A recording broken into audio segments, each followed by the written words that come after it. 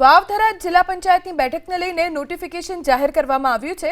વાવ-થરાદ જિલ્લા પંચાયતમાં રહેશે કુલ 30 બેઠકો। વાવ-થરાદ જિલ્લા પંચાયતમાં 17 બેઠકો સામાન્ય રહેશે, 4 બેઠક એસસી, 1 બેઠક એસટી અનામત રહેશે।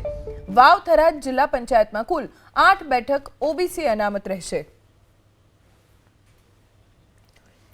નોટિફિકેશન જાહેર થઈ ગયું છે વાવ-થરાદ જિલ્લા પંચાયતને લઈને, જેમાં કુલ 30 બેઠકો રહેશે। જિલ્લા પંચાયતની બેઠકોમાં 17 બેઠક જનરલ કોટા માટે રહેશે, 4 બેઠક એસસી, 1 બેઠક એસટી અને કુલ 8 બેઠક ઓબીસી અનામત રહેશે। વાવ-થરાદ નવો જિલ્લો બન્યા બાદ જિલ્લા પંચાયતને લઈને નોટિફિકેશન જાહેર કરવામાં આવ્યું છે। જિલ્લા પંચાયતની કુલ 30 બેઠકો રહેશે।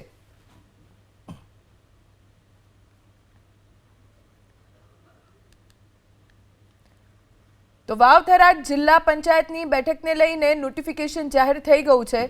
30 બેઠકો જિલ્લા પંચાયતમાં રહેશે। અમારા સંવાદદાતા વસંત પાસેથી વધુ જાણકારી પ્રાપ્ત કરીશું।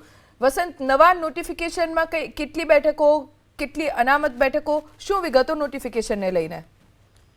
બિલકુલ, નવરચિત વાવ-થરાદ જિલ્લામાં હવે જિલ્લા પંચાયતની બેઠકોની ને લઈને નોટિફિકેશન જાહેર થયું છે। મહત્વની વાત છે કે વાવ-થરાદ જિલ્લામાં જિલ્લા પંચાયતમાં ટોટલ 30 બેઠકો રહેશે, જે પૈકી વાવ-થરાદ જિલ્લા પંચાયતની 17 બેઠકો સામાન્ય રહેશે, 4 બેઠકો એસસી તો 1 બેઠક એસટી ની અનામત રહેશે।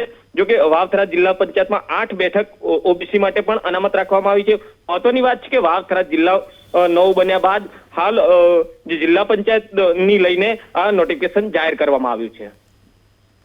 આભાર વસંત, જાણકારી આપવા માટે।